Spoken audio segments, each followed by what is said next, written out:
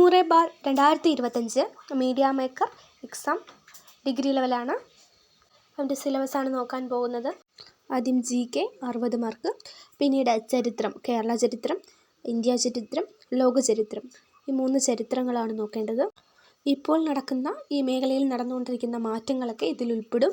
കൂടുതലായിട്ടും general knowledge പഠിക്കാൻ ശ്രമിക്കുക. ഈ ഫീൽഡിൽ നിന്നും തൊഴിൽ വാർത്ത, തൊഴിൽ വീതി മുതലായ റെഫറൻസുകളിൽ നിന്ന് ഇത് നല്ലവണ്ണം വിശദമായി പഠിക്കുക.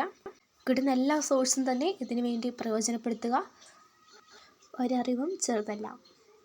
അടുത്ത സെക്ഷൻ എല്ലാ PSC പരീക്ഷയിലും ഉള്ള പോലെ തന്നെ നമ്മുടെ തത്വശാസ്ത്രം, ഇക്കണോമിക്സ്, സിവിൽ, അതുപോലെ ഭരണഘടന, കലാ കായിക സംസ്കാരം, പിന്നെ ബേസിക് കമ്പ്യൂട്ടർ നോളജ്. ഇതെല്ലാ പരീക്ഷയിലും 3 മാർക്കൊക്കെയാണ്, പക്ഷേ ഈ പരീക്ഷയിൽ 5 മാർക്കാണ്.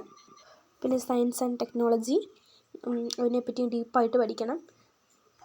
ഇതിൽ നിന്ന് കൂടുതൽ കറണ്ട് അഫയേഴ്സ് വരാൻ സാധ്യതയുണ്ട്. അടുത്ത സെക്ഷൻ മാത്സ് ആണെങ്കിലും എല്ലാ പരീക്ഷകളിലും വരുന്ന പോലെ തന്നെ ഇതിലും വരും. പക്ഷേ ഇംഗ്ലീഷിൽ ക്വസ്റ്റ്യൻ ചോദിക്കുമ്പോൾ അവന് നമുക്ക് തിരിച്ച് മറുപടി അതായത് എഴുതുന്നത്, അത് വായിക്കുന്നത് ക്വസ്റ്റ്യൻ കറക്റ്റായ രീതിയിൽ മലയാളത്തിലേക്ക് അത് വായിക്കാൻ ബുദ്ധിമുട്ടുണ്ടാവും. പക്ഷെ അപ്പോൾ നമ്മൾ ചെയ്ത് തന്നെ പഠിക്കണം. എക്സാമിൻ്റെ രാവിലെ വരെ നമ്മൾ ചെയ്ത് തന്നെ പഠിക്കണം. അടുത്തത് ഇംഗ്ലീഷാണ്. ഇംഗ്ലീഷ് എല്ലാ പരീക്ഷയിലും 10 മാർക്കാണ്.